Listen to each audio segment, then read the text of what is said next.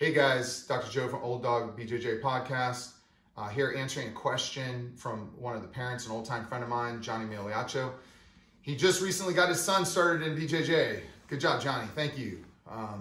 And he's super excited about it. But his first question was, hey, do y'all have a video or some way of doing the Umpa escape? So apparently his son Odin must be getting mounted, or it might be a position he's dealing with. And the first thing I'd like to say is when you're teaching little ones, there's a lot of times you'll have more experienced people coming into a kid's class and they're going to say, oh man, these guys are teaching it wrong. And this is something that was pointed out by my professor, Reginaldo Almeida, is that it's very important to teach the little ones differently than we teach adults. The concepts sometimes are way too big and the movements aren't, it's just sometimes when you watch them teaching little ones, you say that's wrong. It's not wrong for the little ones. And just like a piece of artwork where you don't start the detail right away, you sometimes start with a stick figure, then cylinders, and you fill in the detail. Somebody's Brazilian Jiu-Jitsu development is very similar to this. And this is no different than what we do in football, baseball, wrestling, same idea. Gross concepts, and we kind of narrow them down later on. But you as a parent have to understand the basic concepts of top position. And stability of top position is based on something called the quadrant theory. So Joey, come on out. And the quadrant theory basically says, go to your hands and feet, Joey, is that we are all like tables, okay? We're very stable. This leg of the table covers this quadrant from Joey's head all the way to the side. So about 90 degrees. So he can put his hand over here, no, this hand, over here, anywhere within this quadrant to keep stability. His leg also does that too. So the foot can go over here, anywhere within that quadrant. Obviously, his leg would have a hard time going to that quadrant. Has a limited time going to that quadrant and very limited on this quadrant. So one way to take a table down is by eliminating one of the legs. Now, Joey's going to be very vulnerable to be pushed over in this direction. If you look, a little nudge, and he falls right over. Okay, come back up. Imagine what would happen if we took two of the quadrants away. So I'm going to take an arm away, and now I'm going to take a leg away. He goes right down. So that's what you're attempting to achieve with a basic Umpa escape.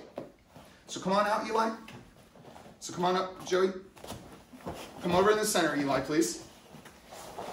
So Eli is going to demonstrate the Umpa. Now, it is very important to realize, to make this Umpa effective, Eli is always going to keep his elbows in tight. Keeping his elbows in tight is going to keep Joey on his hips. So if you watch Eli, he has no power necessarily in his chest, but he's got a lot of power in his hips because when he bridges, he moves the person. You can imagine if he made the mistake of letting his elbows up and somebody was sitting across his chest, if Eli tried to Umpa, it really would have limited effects. But if he can keep the person on his hips by keeping his elbows down, now he has some control in a really bad situation. So if Joey is on Eli's hips, go ahead and take him out. And even if he's sitting upright, trying to hide his arms, like, oh, you can't get my arms. Eli can sneak a hand up, not far enough where he'd get armbarred, but he can pull, he can Umpa, and get Joey's hands on the mat. So now Eli's next objective is to do what we did before when Joey was acting like a table. He's going to capture one of the sides. Now, the number one way, excuse me, Joey, the number one way I like to teach people that are just young ones, just starting off in jiu-jitsu, is something called a shark bite or an overhook. This is a technique that is not 100% proper. It is going to keep you exposed, but it's a fantastic way of teaching young ones how to capture one side of the opponent in a very tight fashion. But pay attention because there's some things you have to be aware of when you're using the shark bite. So Eli will keep his hands in a prayer position.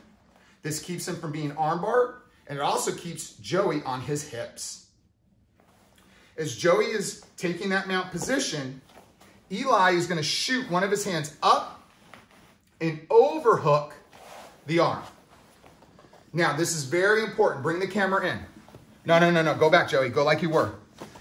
This is what you want to watch out for. If Eli was to Umpa and arch over, Joey's hand could be in a really funny position. So we want to encourage everybody to, when you're there, hold their arm. Now, this isn't going to be enough. Eli is also going to trap Joey's leg, so Joey can't post with this side, just in case his arch isn't all the way to this quadrant. The biggest mistake kids will make is that they're going to roll this way. We don't want that. We want them to act like they're pulling a string on their Umpa, on their hips, and he's going to try to get Joey's head to touch the ground over here, above his. So it's a very large arch up and roll. Go. Nice. Good job. So without Joey there, let's watch Eli again. Prayer position, sharp bite over, capture the leg, Umpa up and over at an angle, and he comes right up. Now, what to do with the far arm? Well, for the young ones, I tell them just put it on the hip and go over when you arch, okay? You put the hand on the hip and just push up over when you arch. So that pretty much covers it. That's your basic approach to the Umpa for young ones, but you have to follow all of those rules. Most of the time, when young ones learn this, and parents are watching or coaches are watching, they notice that there's one huge flaw.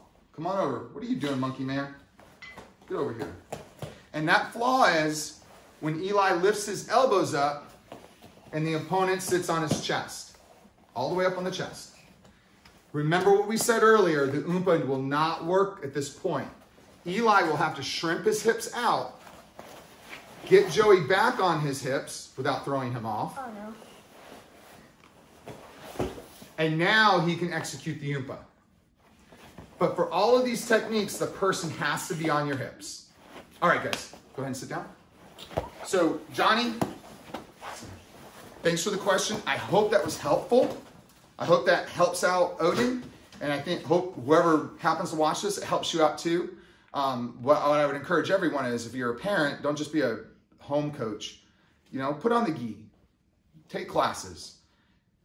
It'll be a good thing for you. And everyone, keep training.